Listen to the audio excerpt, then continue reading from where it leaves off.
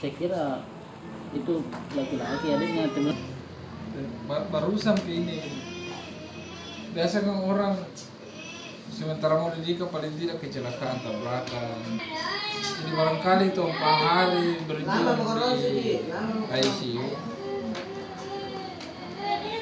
Makanya dia tunggu juga ini.